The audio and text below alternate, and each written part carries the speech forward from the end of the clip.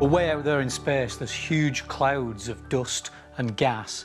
And if one of those clouds of dust and gas is massive enough, its own gravity causes it to start to collapse. So it falls in on itself, and towards the centre of that cloud, it gets denser and denser, it gets hotter and hotter.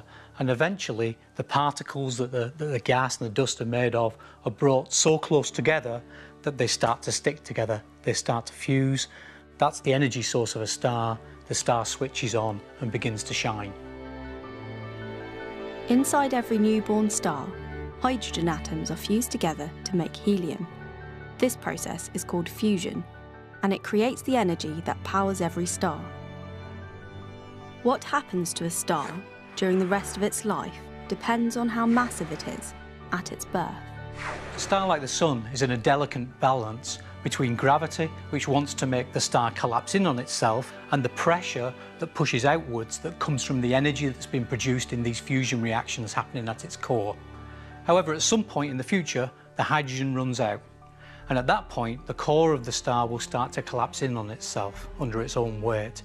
It gets denser, it gets hotter, until a point where you can actually start to use the helium atoms themselves as the fuel for the fusion, pushing helium atoms together and making carbon and oxygen the next heavier elements in the periodic table. As the star begins to fuse helium, it creates more energy, and that causes the outer layers of the star to expand. One day, our sun will grow so large it will swallow up the inner planets of the solar system, out as far as the Earth. It will become a red giant. For the sun, this will be the beginning of the end.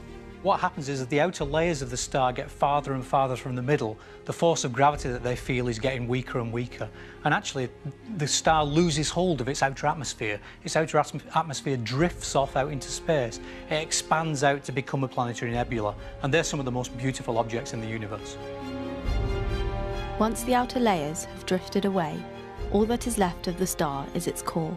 A white dwarf star is the dead remnant core of a star like the Sun at the end of its life. What's left behind is something that might weigh as much as half the mass of the Sun, but it's only about the size of the Earth. So it's an incredibly dense object, it's dead, there's no nuclear fusion going on it anymore, it's incredibly hot, but then over millions of years it will gradually cool down to become a black dwarf. Some stars, however, are much more massive than the Sun, and they lead very different lives. They are able to fuse heavier and heavier elements inside their core. The star gets bigger and bigger. Some grow up to 1,000 times the size of our Sun, until it has fused elements all the way up to iron. And once we've formed an iron core, there's no more energy can be got from fusion. That core collapses. The rest of the star starts to collapse in after it, but then it bounces off. There's a huge shock wave, and in just a second, bang, the outer parts of the star are blasted off into space in a huge supernova explosion. These supernova explosions are so powerful that when one of these stars explodes, it can actually outshine the whole galaxy of which it's part, a galaxy of maybe 100,000 million stars. For these supergiant stars, all that is left is the super-dense core, known as a neutron star, an object that can have a mass greater than our Sun, but be less than 20 kilometers across. But for the most massive stars of all, we think when the core collapses, the gravity is so strong, it becomes a black hole, from which not even light can escape. So stars are actually the places in the universe where the elements are created.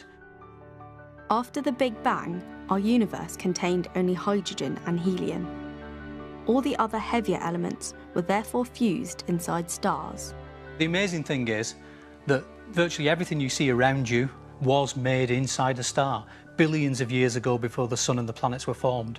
And when that star died and blasted its guts out into space, that formed the raw materials from which our Sun, the planet Earth, and indeed ourselves were made. And actually, I think that ultimately that's one of the major reasons why I think understanding stars is crucial, because it's actually telling us where we came from.